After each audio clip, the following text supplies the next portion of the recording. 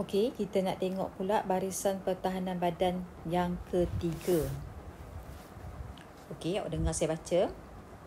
Sekiranya patogen berjaya mengatasi barisan pertahanan badan yang kedua, barisan pertahanan badan yang ketiga akan diaktifkan untuk bertindak. Ini adalah barisan pertahanan kita yang paling akhir dan yang paling kuat. Jadi barisan pertahanan badan yang ketiga kita panggil gerak balas keimunan yang akan dimainkan peranannya oleh sel limfosit. Maksudnya sel limfosit yang akan ambil tindakan dalam gerak balas keimunan ini. Okey?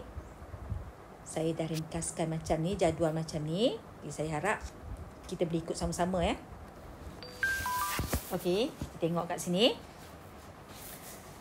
Sel yang terlibat. Sekejap cikgu highlight kan. Kita nampak kat mana perjalanan kita. Okey, sel yang terlibat adalah sel limfosit. Ini adalah sel yang terlibat. Sel limfosit ni berada dalam nodus limfa. Kita dah belajar sebelum ni kan bab 10. Sistem limfa terdiri daripada nodus limfa. Jadi sel limfosit ni dia berkumpul dalam nodus limfa. Sel limfosit akan menghasilkan antibodi.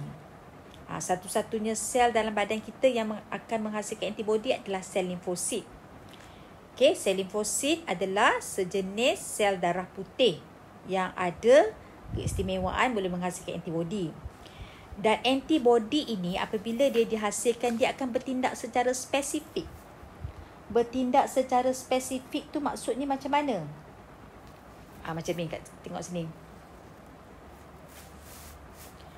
Tindakan antibodi adalah secara spesifik. Bermaksud setiap jenis antibodi hanya boleh bergabung dengan antigen tertentu sahaja. Contohnya tindakan enzim dan substrat juga adalah spesifik. Satu enzim hanyalah untuk satu substrat saja. Jadi dia lebih kuatlah. Umpamanya macam doktor pakar. Kalau kita sakit kulit, kita akan pergi ke pakar kulit. Kalau kita sakit jantung, kita pergi ke pakar jantung. So, doktor pakar ni dia lebih mahir tentang pekerjaan dia. Tentang skop apa yang dia nak buat. Ya, berbanding dengan doktor klinik biasa. Macam tu lah antibodi ni. Dia spesifik. Antibodi A dia akan lawan antigen A. Contoh. Antibodi B dia akan lawan antigen B. Jadi dia lebih kuat. Ya? Okey, kita tengok sini. Jadi, masa nanti saya nak awak salin gambar rajah ni, kat sini ni cikgu gariskan, maksudnya saya nak awak salin daripada buku teks lah, bertindak secara spesifik tu apa maksudnya. Okey, awak salin kat sini ya. Okey. Sel limfosit ni pula perlu diingatkan dia ada dua jenis. Sel limfosit ada dua jenis. Okay, yang pertama limfosit T, yang kedua limfosit B. Ada dua jenis ya. Satu limfosit T, satu limfosit B. Limfosit T ni, apa kerja dia? Dia ni lah yang akan menghasilkan antibodi. Yang limfosit T tadi ni. Dia akan menghasilkan antibodi. Dan antibodi ini akan serang sel yang telah dijangkiti oleh patogen. Dia akan pergi cari sel yang mana telah dimasuki oleh patogen, dia akan pergi ke dekat sel tu, dia akan serang patogen kat dalam sel tu. Ini kerja antibodi. Ini adalah kerja limfosit T. Okay, yang pertama. Yang kedua, dia ada kerja, dia ada dua kerja. Yang pertama. Yang kedua, limfosit T ni, dia akan pergi rangsang limfosit B. Dia akan rangsang limfosit B.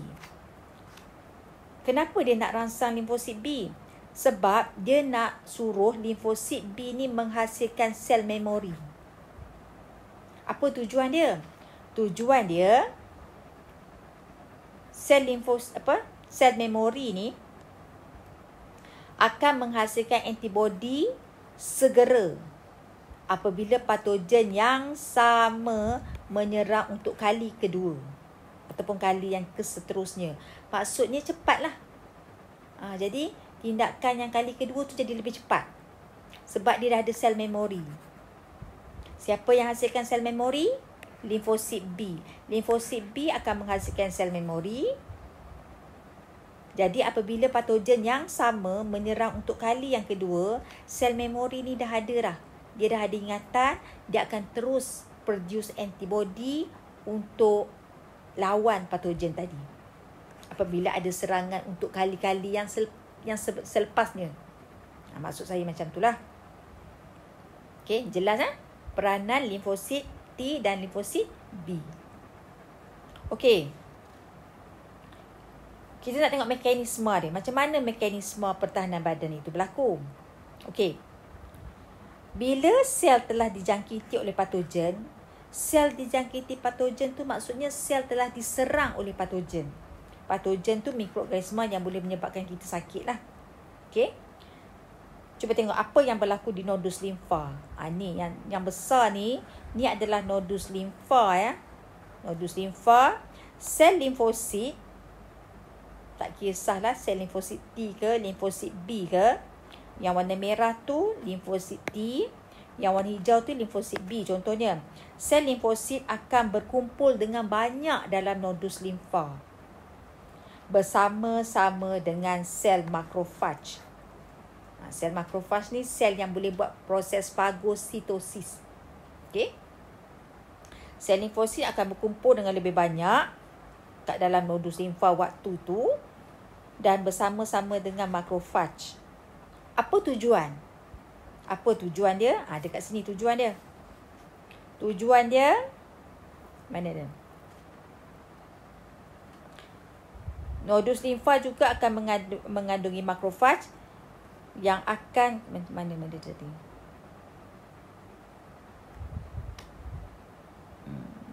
Okey. Apabila dijangkiti patogen, sejumlah besar sel limfosit terkumpul di dalam nodus limfa untuk memusnahkan antigen dan benda asing.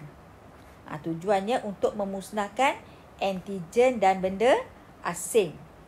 Sementara makrofag ni tadi, makrofag fungsi dia memusnahkan bakteria secara fagositosis. Makrofag dia tak boleh produce antibody. Dia akan serang secara fagositosis. Okey.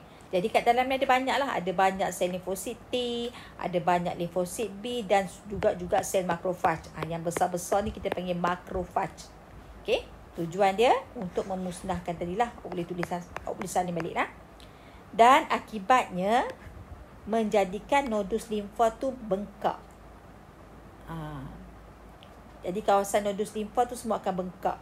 Sebab kat situ ada banyak. Dan mereka bersedia sekarang untuk menyerang sel yang dijangkiti oleh patogen tadi.